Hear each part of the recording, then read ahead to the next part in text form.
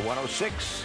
Great to have you with us, Bill Pito, Wally Zerbiak. So, Knicks alive, if barely for the second seed, but one more win or one more Cleveland loss, and the Knicks clinch the third seed. And if Josh Hart's going to score like that, obviously, come playoff time, that's a whole different dynamic, because you can't slough off at him like teams tend to do when the games matter the most. He was fantastic tonight. 23 of his 26 while in the second half. Yeah, it was incredible the way he's shooting the ball, and he does so many other great things out there on the floor. His defense on Jason Tatum was outstanding all game long, especially in that fourth quarter, forcing him to tough shots, turnovers. But that jumper looks nice, and he's always been known to make tough threes at the end of the shot clock, hit the tough one over Vucevic. But when he takes rhythm threes that he's been working on with the shooting coach and working on his game, like, it's nice to see those things go down, because now teams can't leave him open, and that's going to open it up for Brunson and company. Hart in the game, 5 of 7 from downtown. The Knicks, Wally, were up 72-59. Boston surged right back, and it became a very tight game in the fourth quarter. And for the second straight contest, Wally, against a playoff-bound team, the Knicks prevail in crunch time. Well, the Knicks have been known as a great crunch time team. That's always their motto. Keep the game close, let Jalen Brunson take over in the fourth quarter. And it was Jalen Brunson and Josh Hart. Brunson orchestrating the pick and roll. Karl Anthony Towns got a dunk and a three off that high pick and roll. This was a nice little behind-the-back pass. You know, this simplifies the game. I always remember, you know, back in the day, it was always get the ball in the point guard's hand, run high pick and roll, have your shooter spacing the floor. Speaking of shooters spacing the floor, how about Baylor Shireman spacing the floor, 6 for 7 from 3. That was a switch where Jalen Brunson goes right at Neemias Queta, gets a good look at the basket, gets that roll to go. He's just dribbling wearing sideways. 55. Who else wore 55? That's right. That's a hot number up there. Wally Zerbiak. How about that pass? Jalen Brunson finds Josh Hart under the basket. Impossible pass. That was the shot.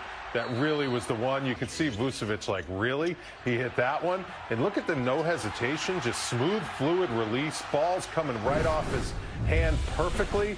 What a performance. Josh Hart leading scorer, 26 points. Gotta love that, Billy P. So the Knicks prevail, even though they were outboarded 42-30 for the second straight game. Who cares? Well, I'm just... What's up, everybody? We are back.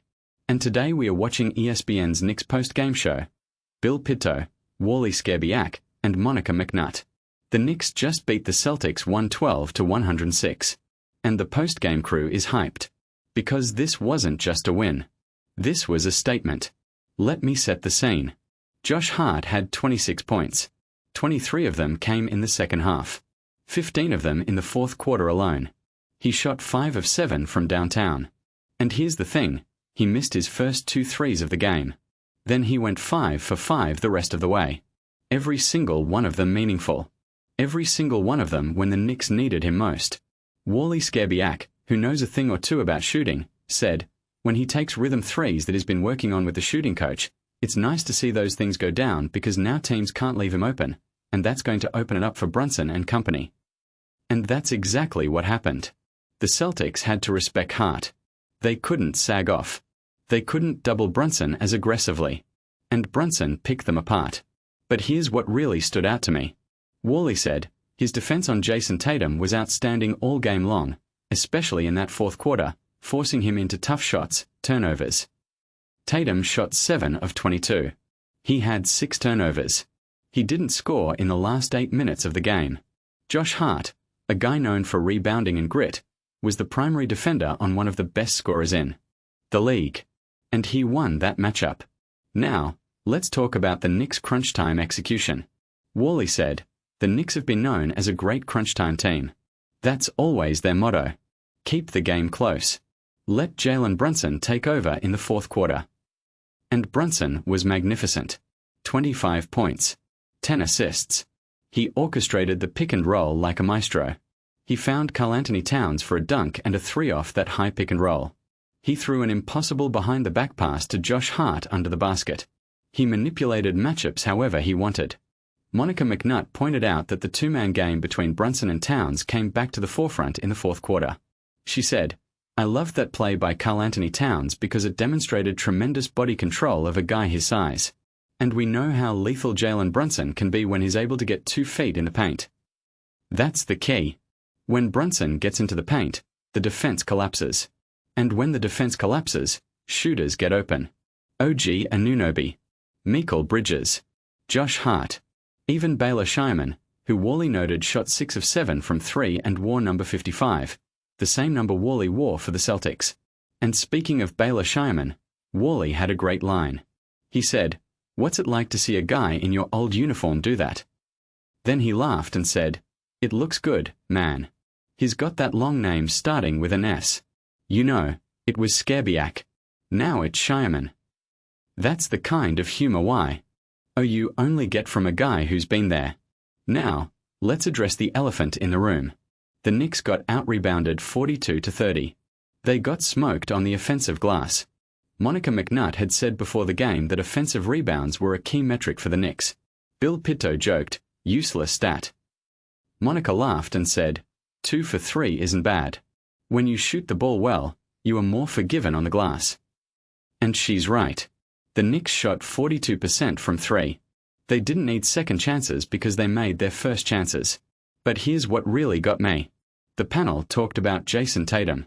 Monica said, "He looked more like himself in the second half. For a guy coming back from an Achilles who's only played 17 games, who was back in the building where the injury happened, I think he looks fine. Is he 100% himself yet? No. But is he still pretty damn good? I would say so." That's fair. Tatum is still Tatum. But he's not the same Tatum we saw before the injury. Not yet. And the Knicks took advantage. Wally added that Tatum is just not right. He's not there yet. He's not moving the way you're used to seeing him move. And when you combine that with Jaylen Brown being out, the Celtics were vulnerable. The Knicks pounced. So what does this mean for the playoffs? The Knicks are locked into the 3 seed. They're going to face either the Pistons or the Cavaliers in the second round, depending on how the bracket shakes out. But here's the bigger picture. The Knicks just beat the Celtics, the favorites in the East, without their best rebounding performance, without their best defensive night. They won because Josh Hart turned into a sniper, because Jalen Brunson was a magician in the pick and roll, because they made shots when it mattered most. Monica said it best.